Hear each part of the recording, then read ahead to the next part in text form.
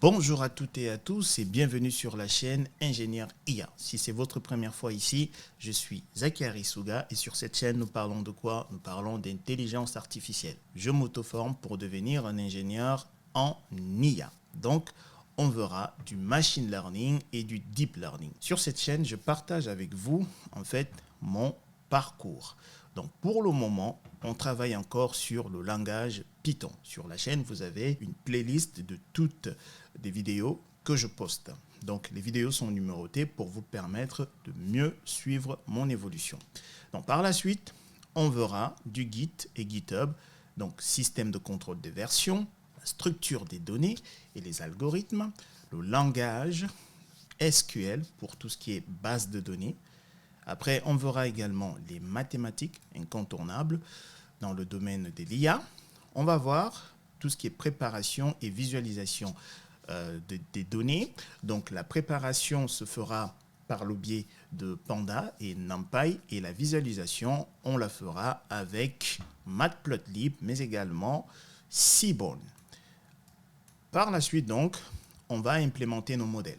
Donc les modèles de machine learning, on va les implémenter en utilisant du scikit-learn. Pour le deep learning, on va principalement utiliser du PyTorch, un tout petit peu de TensorFlow. Maintenant, pour permettre aux utilisateurs d'interagir avec nos modèles, on va utiliser du Streamlit. Du coup, les gens pourront en fait interagir avec nos modèles. Par la suite, on verra Docker. Une fois que ce parcours sera terminé, on aura deux options. Soit postuler en tant qu'ingénieur débutant en IA ou créer une start-up. Je suis plutôt partant pour la deuxième option. Donc, très bien. Dans cette vidéo, nous allons voir notre dernier pilier, à savoir le polymorphisme. Alors, en grec, le mot poly veut dire plusieurs. Et morphe veut dire forme, plusieurs formes. Donc, c'est quoi le polymorphisme en Python? Le polymorphisme en Python permet à des objets de classes différentes de répondre de manière spécifique à une même méthode ou fonction. Moi, de manière générale, en fait, je retiens toujours le polymorphisme en fait de la manière suivante. Pour moi, c'est simplement la capacité de notre objet avoir plusieurs formes, tout simplement. Donc, exemple. Ici, on va voir la classe animal, en fait, qui joue le rôle d'une interface. Et dans cette interface-là, on a la méthode, l'objet, se déplacer. Cet objet-là, cette méthode-là, peut prendre plusieurs formes dans différentes classes. Mais en fait, on va utiliser le même nom. Mais la manière de l'implémenter va être différente. À savoir, ici, en fait, on peut retourner. Ce qu'on doit mettre ici, c'est à définir, par exemple, à définir dans les classes filles. Parce que ici, on ne peut pas en fait, enfin si on peut, mais si on venait en fait à définir la manière que nos objets des classes filles doivent implémenter la fonction, la méthode se déplacer, en fait, ça ne va pas correspondre. En fonction de la classe chien, cette méthode-là va être implémentée différemment que dans la classe canard. Et si vous vous souvenez, je vous ai dit que ici, en fait, on venait d'utiliser le polymorphisme. Simplement, notre méthode ici, c'est déplacer. J'ai réutilisé exactement le même mot, sauf que ici, je l'ai implémenté différemment que ici. Donc, du coup, si on avait, par exemple, une classe serpent,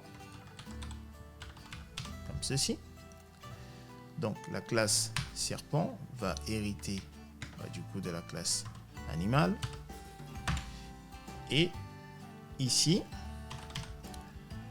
on va avoir, comme d'habitude, notre init.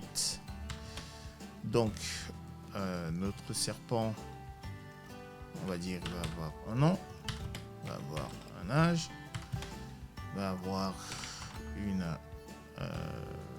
la race, et il aura quoi? On va s'arrêter là. Du coup, il va avoir... ouais, on va s'arrêter là. Et du coup, comme d'habitude, on va faire appel à notre constructeur de la classe parent. Et donc ici, c'est nom. Et après, c'est âge. Et ici, on va avoir self.race égale à race. OK. Et du coup, ici, regardez, on sera contraint de redéfinir en fait la manière. On sera contraint de réimplémenter cette méthode-là également dans la classe serpent. Donc, se déplace ici. On va dire quoi? On va dire return. Et on va lui dire ici, je rampe. Je rampe pour me déplacer. OK. Donc c'est ça le polymorphisme. C'est le fait en fait d'avoir une interface avec des objets. Et ces objets-là, on va les réimplémenter d'une autre manière. Ces objets-là vont prendre plusieurs formes en fonction des classes dans lesquelles cet objet se retrouve. C'est ça le polymorphisme. C'est la capacité de notre objet à prendre plusieurs formes. Voilà. C'est tout simplement ça. Donc, nous avons vu donc l'encapsulation, nous avons vu l'abstraction, nous avons vu l'héritage et nous venons de voir le polymorphisme. On vient de voir les 4 piliers de la programmation orientée objet. Voilà ce que je voulais partager avec vous dans cette vidéo et nous nous retrouvons dans une prochaine vidéo. Portez-vous bien et je vous dis à bientôt. Peace.